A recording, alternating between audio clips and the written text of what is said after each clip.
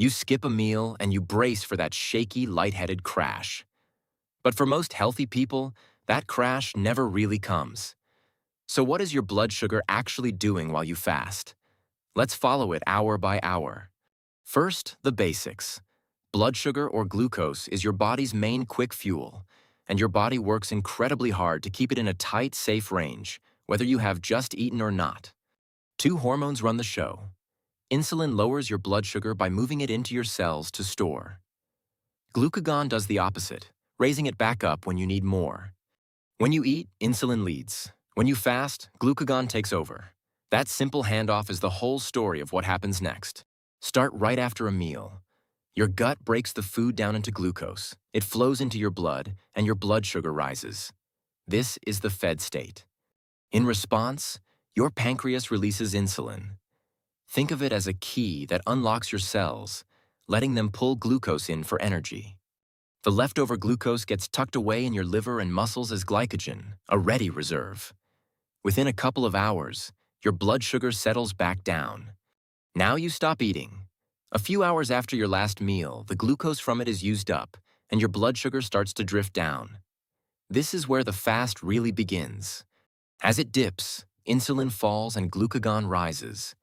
That signal tells your liver it is time to open the reserves and keep your blood sugar steady. So your liver taps into its glycogen, breaking it back into glucose and releasing it into your blood. This is why your levels hold steady, even though you are not eating.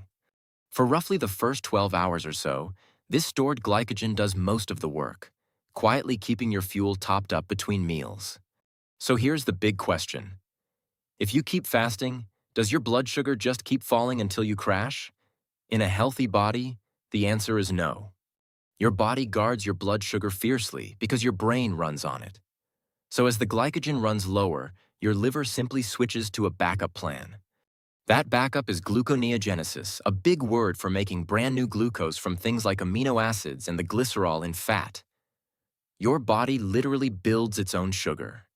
So in healthy people without diabetes, blood sugar drifts down a little but stays inside the normal range. It dips. It does not plummet.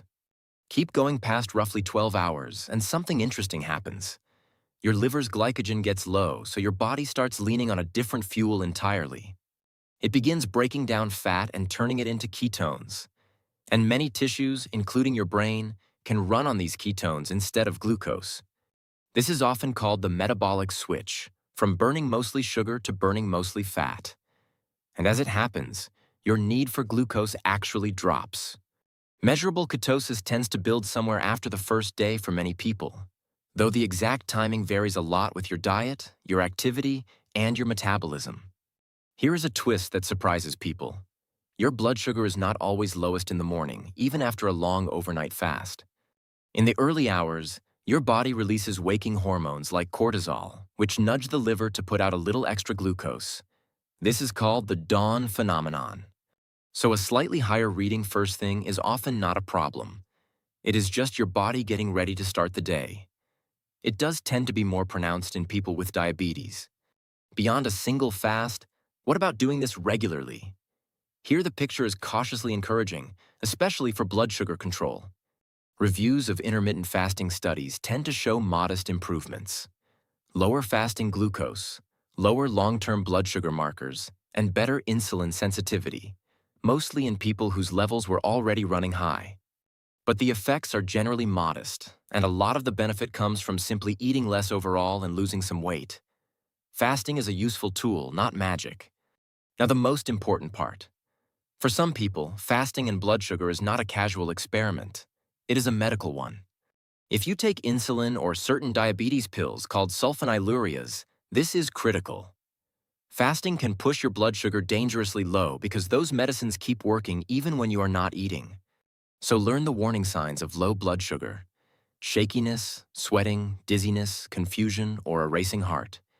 If they hit, treat it right away with something sugary. And talk to your doctor first if you are on glucose-lowering medication, if you have type 1 diabetes, or if you are pregnant or have a history of eating disorders. Fasting is not for everyone. But for most healthy people, here is the reassuring bottom line. Skip a meal, and your body has this handled. Glycogen, then new glucose, then fat, keeping you steady the whole way. Your blood sugar is one of the most carefully protected things in your body. Fasting does not break that system. It just shifts which fuel you are running on. As always, this is general education, not medical advice. If you have diabetes or take any medication, check with your doctor before changing how or when you eat. Thanks for watching. Subscribe to A Healthy Dose for more simple, honest explainers on how your body really works.